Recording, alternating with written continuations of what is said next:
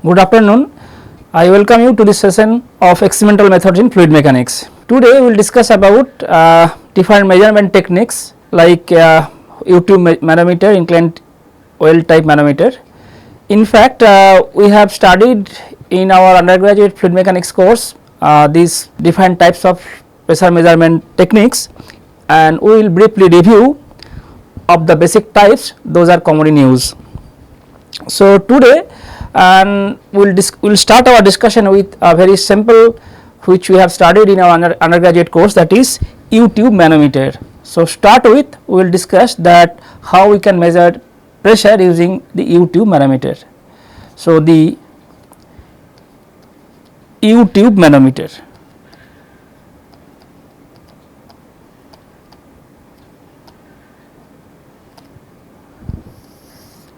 So basically the U-tube manometer is again a type of mechanical pressure measuring device, and we have studied in detail about this U-tube manometer in our undergraduate course.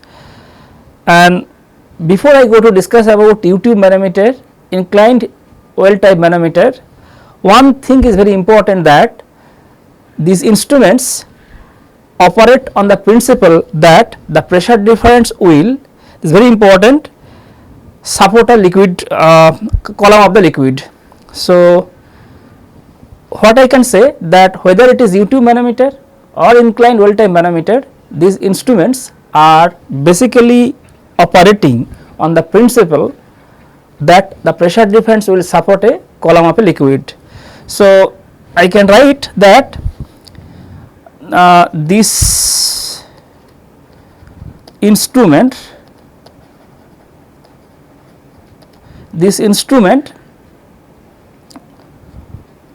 will operate, rather I can write operates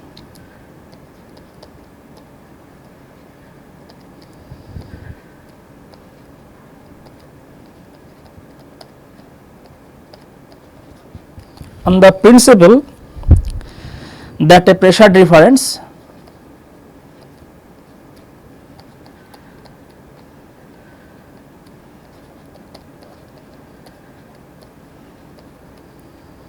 will support a column of the liquid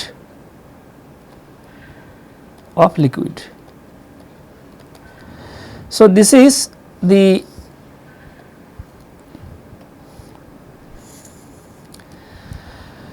operational principle, and we will see, maybe we won't discuss in detail about this because we have studied in detail about these instruments in our undergraduate course, but we will try to review a few of them which are common in use.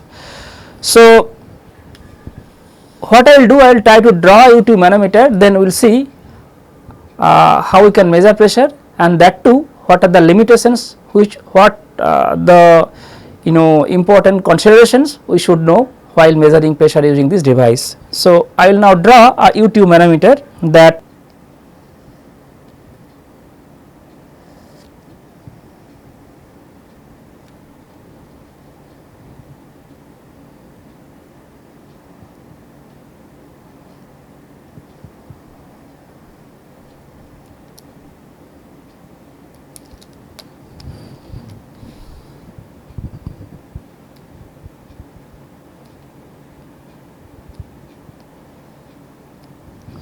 this is kind like this. Now this is having two shape is kind of U, and this is having two limb, and both are open. I mean say this is, that is what we have studied in our undergraduate course. Just we are trying to review the basic types. So now this is say atmospheric pressure P ATM, and this is the manometric liquid mercury or any, this is the manometric liquid,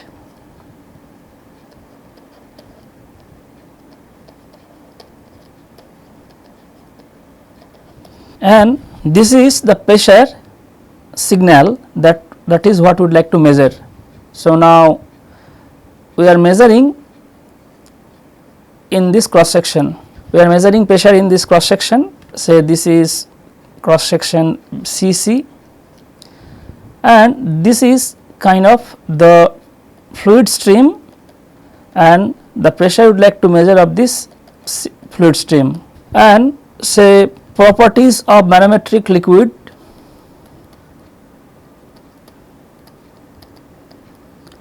properties of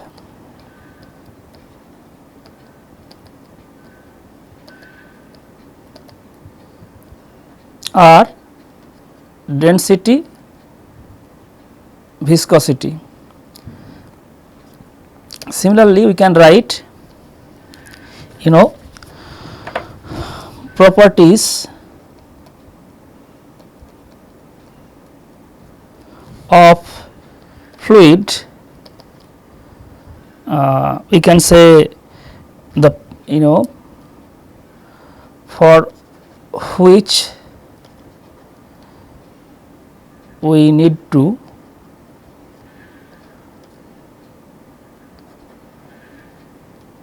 measure pressure is rho f mu f. So, this is very important. Rather, properties of the fluid in the pressure signal line. So, which we need to measure, properties of the fluid for which we need to measure pressure is rho f and mu f, and rho m and mu m are the properties of the manometric liquid. So, basically these are the properties of the fluid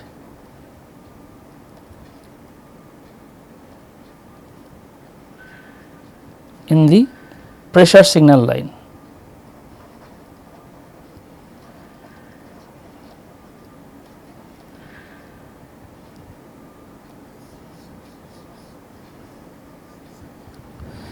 So, this is what is important. So, this is a simple U type manometer and we have done the schematic. We know, because we have studied it, how you can measure pressure using this. So, we will measure pressure at the section that is indicated by the line CC. So, we are interested in to measure pressure at the line CC and how we can measure that. Say this is the height of the liquid column. As I said you that this instrument operates on the principle that a pressure difference will support a liquid column of the liquid. So, this is say H, height difference H, and now we will see that simply by if we calculate the equate the pressure at the line CC, then we can see how we can measure pressure in terms of the fluid properties.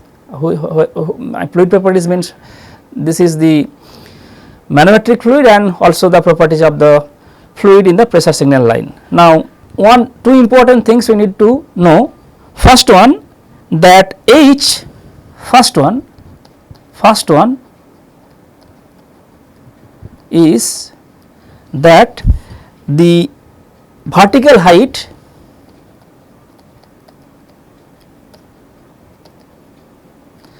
H is measured in parallel to the gravitational pull. So, this is measured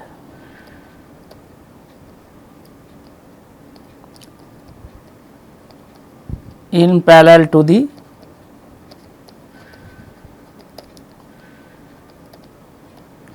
gravitational pull. And second one is also important, that it is the location of pressure source at a different, that say I write if the location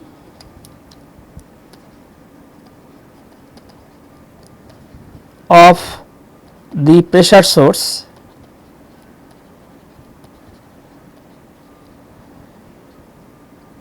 is at different elevation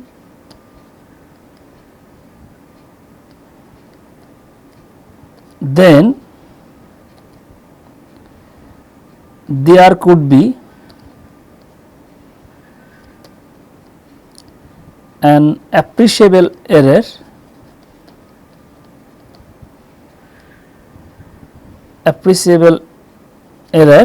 that error will depends upon the density of the transmitting fluid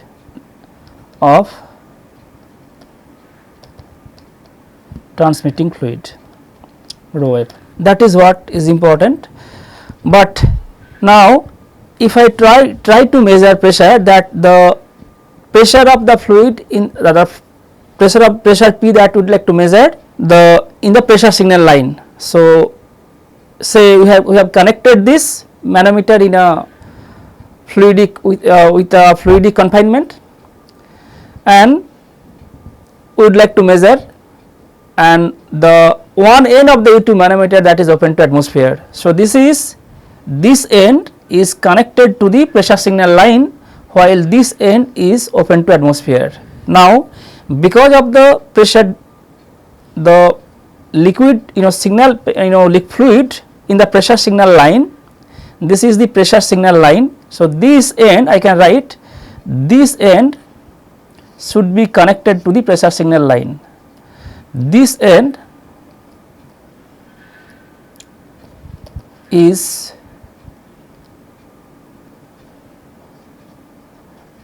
connected to the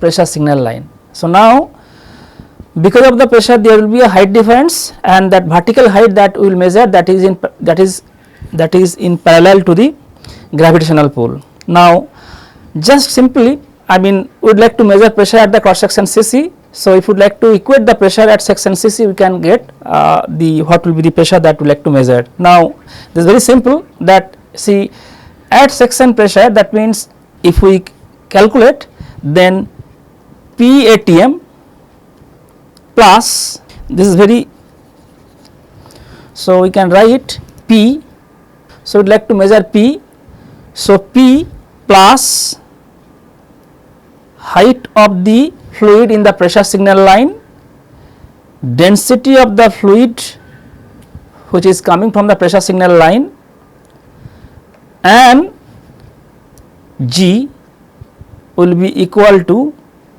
P ATM if we equate pressure at P ATM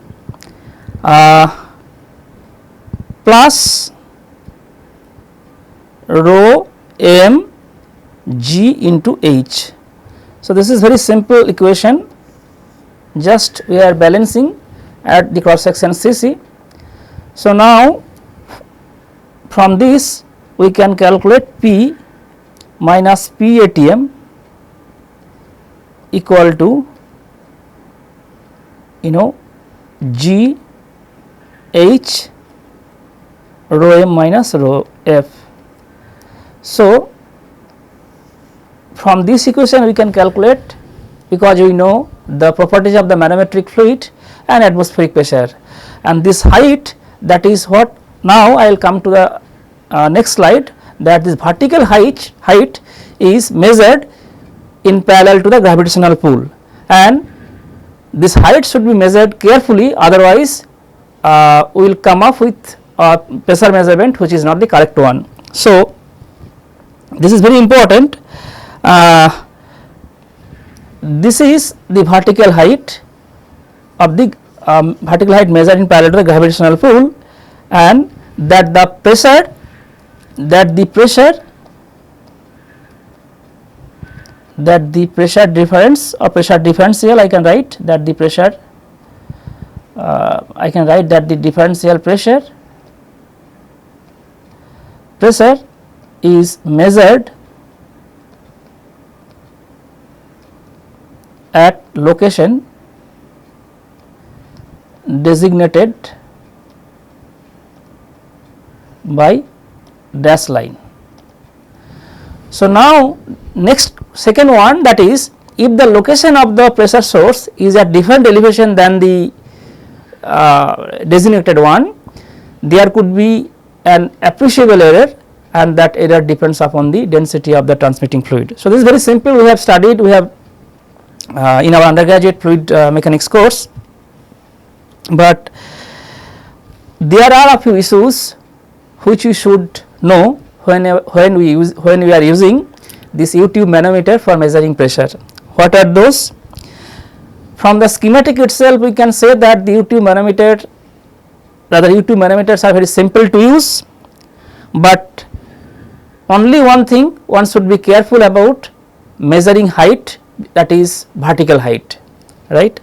If we cannot, if you are not careful in measuring height, vertical height, then we are not in a position to have correct measurement of the pressure. So, basically our measurement largely relies on the accurate measurement of vertical height, that scale that is there in the U-tube manometer. Now, so then what are the possible sources of error, and then of course knowing those possibilities of having errors, we can somehow take precaution whenever we are using U-tube manometer to measure pressure. So, basically the error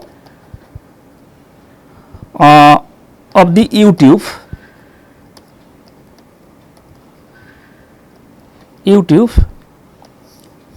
manometer,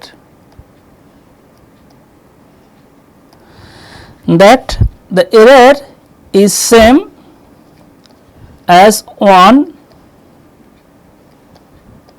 would have measuring any distance typically of the order of millimeter, typically of the order of a millimeter. So, this is the only one problem, that we should be careful to measure error, to measure distance, and the error of U-tube manometer same as one would have error in measuring distance, would have measuring any distance typically of the order of millimeter. So, then because of this limits the pressure measurement. Because of this, because we are largely relying on the vertical height. So, and also need to know that we should measure that h carefully. This limits the pressure measurement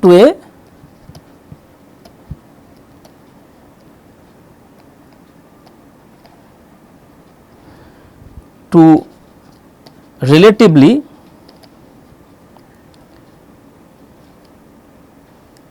large low pressure. So, largest side of low pressure. So, low pressure if we have, and low pressure also having smaller side and relatively larger side. So, that means because that typically of the order of millimeter. So, and it is very common that we may have measurement error in with the distance. So, and which are of the order which is of the order of millimeter. So, if we cannot measure a millimeter distance carefully, then how can we measure a very small pressure difference for which the distance will be of the order of even less, of the order of micron or even less than that, I mean millimeter or less than that, micron level. So, that is why this limits the pressure measurement to a relatively large low pressure. Another thing, that additionally I can write the maximum.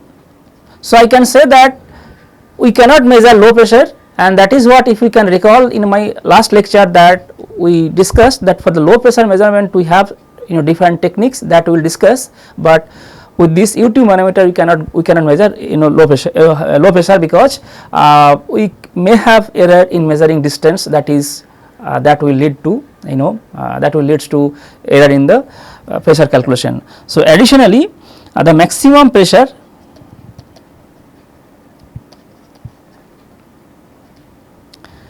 that can be measured strongly depends upon manometric fluid and is limited to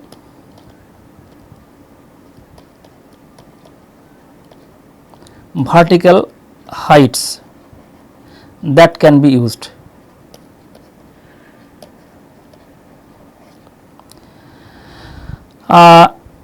Typically I can say the maximum height, typically this maximum height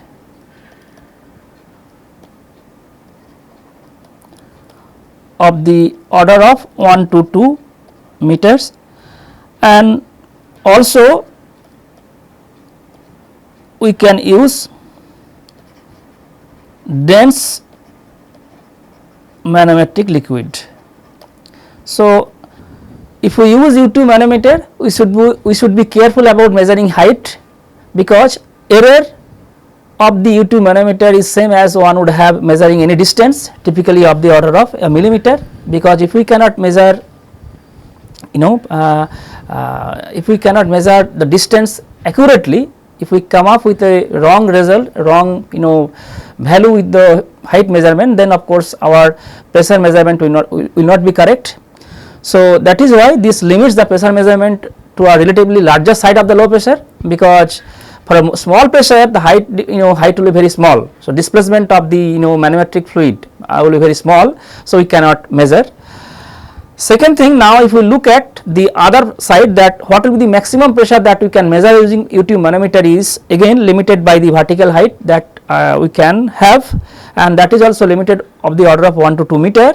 But if we use a denser manometric liquid, even then we can even then we cannot go beyond a particular value of this vertical height, and considering all this, the maximum height that we can use, that will be of the order of 1 to 2 meter.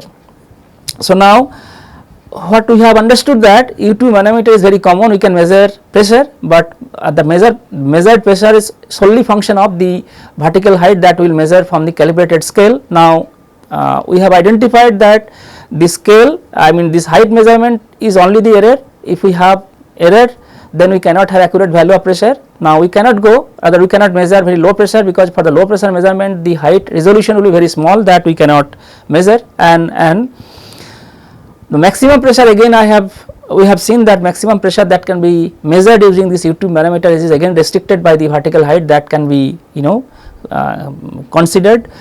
So we can even use dense manometric liquid, but for that even we cannot go the vertical height, which is we cannot go beyond 2 meter, 1 to 2 meter. So now we have seen that we cannot measure low pressure, because we need to have high resolution of the height, and if we do not, if we cannot measure that height, then we cannot measure the low pressure. So that is why another type is, that is inclined well type manometer is there. So now we will discuss about the inclined well type manometer, and we will see that the inclined well type manometer has two different advantages. So we will discuss about inclined well type manometer. As I said, this manometer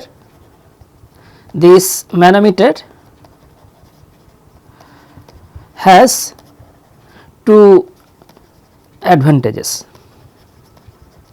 and we list down those, but but before that we need to know the schematic, and of course how we can measure using this manometer. So now we will try to draw the schematic of an inclined well type schematic of an inclined well type manometer, and from their schematic we will try to quantify the mathematical expression, and from there we will try to see how we can measure pressure. So, as I said that inclined well type manometer, I will try to draw the schematic. I can draw over here that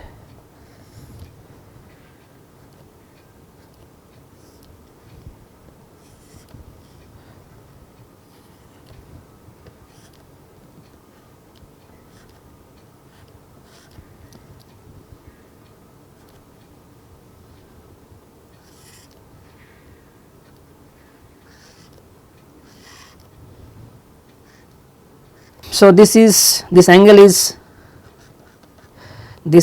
alpha, this is inclination angle. So, this is tube, this is inclined tube, rather I can write this is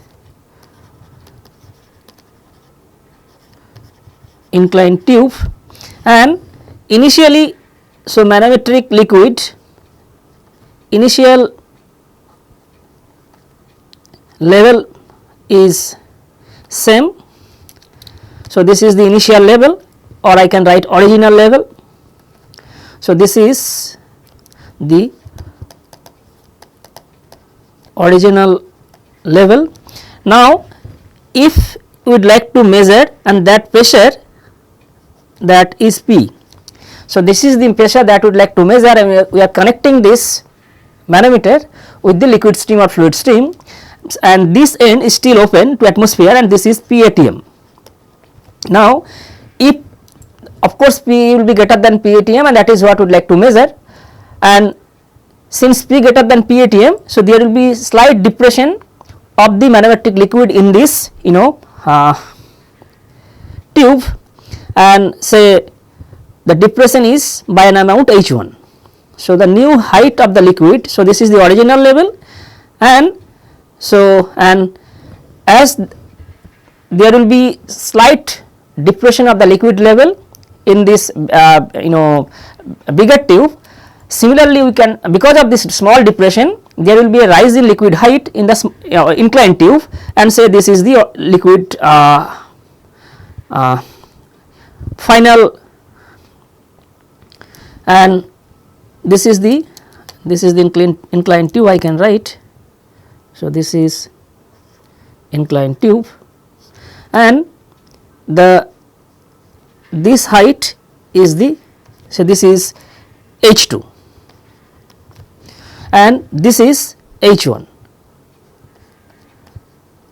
So, that means if we connect this manometer where we would like to measure pressure, and P is the pressure of the fluid stream where we have and that is what we would like to measure, and of course P greater than PATM, and because of this higher pressure there will be a slight depression, and the depression that we can see from the schematic, there will be a reduction in height of the manometric liquid in the bigger tube, and so this is the liquid, manometric liquid.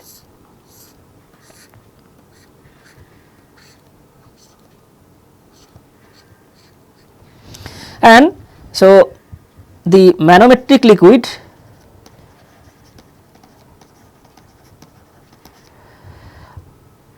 density is rho m density, and density of the fluid stream, density of the measuring fluid stream of the fluid stream,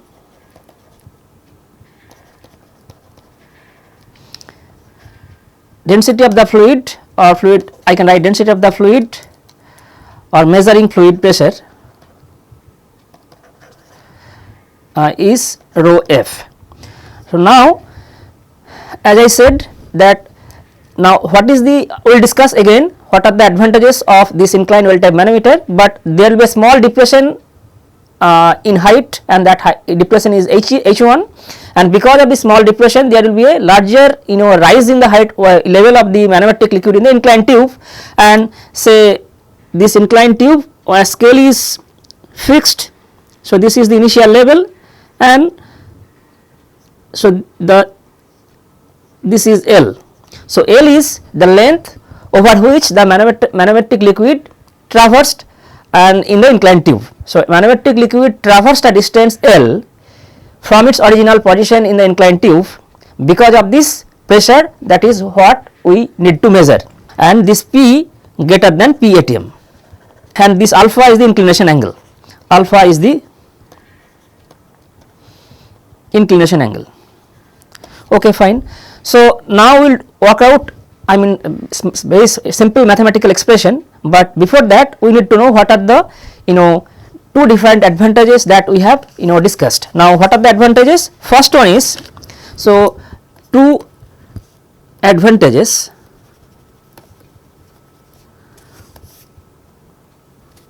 Number one is that, see, if I go back to my previous slide, so if P is not the pressure that we would like to measure is not very big, very large.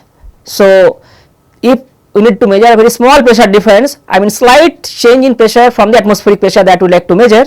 So, the depression or I can say reduction in height in the larger tube, that is H1, this H1 is so small that cannot be even measured accurately even if we graduate a scale on the bigger tube, but rather if we fix a scale on the bigger tube. But because of the small change in height H1 in the bigger tube, the diameter area of the inclined tube is very small. So, because of the small, although the reduction in height is small, but there will be a larger change in height in the inclined tube, and if we can calculate, or if we can measure the height or the distance traversed by the manometric liquid because of the small difference in the big tube, from there we can calculate what is the pressure. So, that is one of the advantage. So, I can write that first, that the well allows us to use a scale fixed to the inclined tube to measure height, the height as the change in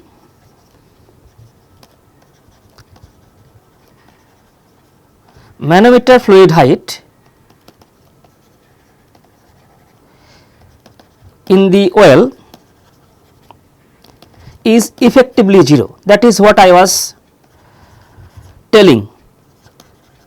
So, that means if there is very small change in pressure, and because of that change in pressure, even if we graduate a scale or if I fix a scale on the well, so this is well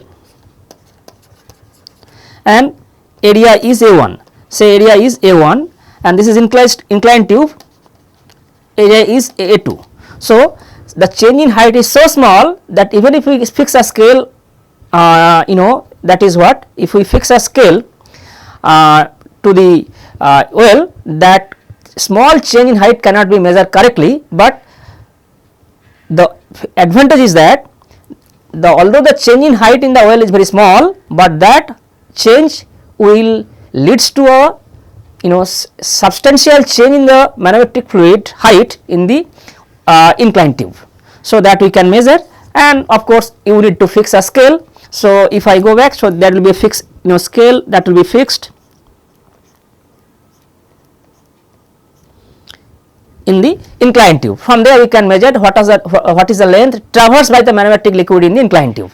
Number 2, second,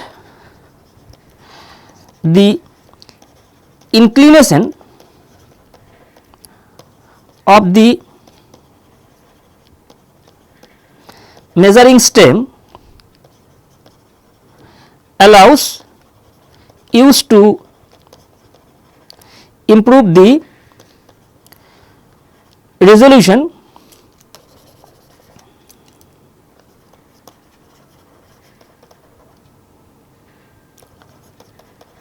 of the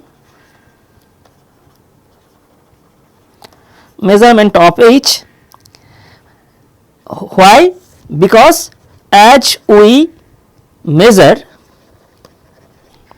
a distance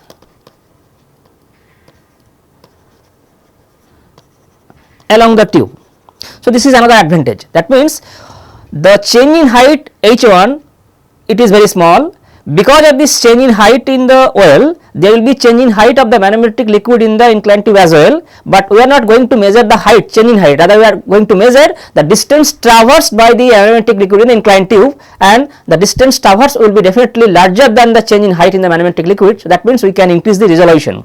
So, that is another advantage. Now, we will quickly work out very simple mathematical analysis from where we can calculate the measure, rather we can measure the pressure. So, basically we are interested in to measure, we know the atmospheric pressure. So, basically we need to measure the differential pressure. So, pressure difference, and that is what we have learned from our undergraduate fluid mechanics course, and also 10+2 level physics course, that P1 minus PATM, that is what we need to measure, that is nothing but rho f minus rho m into g into h, where this h is nothing but h1 plus h2. So, that means if we go back to my previous slide where the total change in height, so this is the total height. So, this is the total height h. So, h is h1 plus h2. Now, just as I said, we have done this exercise many times in our undergraduate fluid mechanics course. We have worked out many examples. So, this is nothing but rho f minus rho m into g into this I can write h1 plus h2, that is rho f minus rho m into g into h1 is nothing but a2 by a1 into L. So, this is essentially the resolution, that is what. So, because of this change in H1, we are now having A2 by A1 into L, that is, so A2 and A1 are the area of the inclined tube and the well, and L is the distance traversed by the manometric liquid in the inclined tube, plus H2 is nothing but L into sin theta. So, that means if I take L out, so we will get L rho f minus rho m g into A2 by A1 plus sin theta. So, this is finally the change in pressure that is we are interested to measure. Rather we are interested in measuring the change in pressure, that is P1 minus PATM, differential pressure. Since we know PATM, so we can calculate. So, even if H1 is very small, we can see ultimately we are measuring L in the inclined tube manometer, and other things are known, theta will be given, A2 and A1 we know. So, we know the density of the manometric liquid and also the density of the fluid for which we are going to measure the pressure, and by measuring L, so that is the resolution that I was talking about. So, with a small, although the change in liquid manometric height, change in height of the manometric liquid in the oil is very small, but we can measure L quite accurately, and that is what is an important advantage of using this inclined well tube manometer to measure the pressure. So, now this P1 minus PATM is we can, if we calculate from there, we can calculate what is the pressure in the fluid stream. So, what is the important aspect of this instrument is that although P1 I mean if even P1 becomes very small, I mean it is not a case that always P1 will be very higher than the PATM, but if P1 is very small, I can say it is always higher than PATM, but it is not substantially higher than PATM, but it is slightly higher than PATM.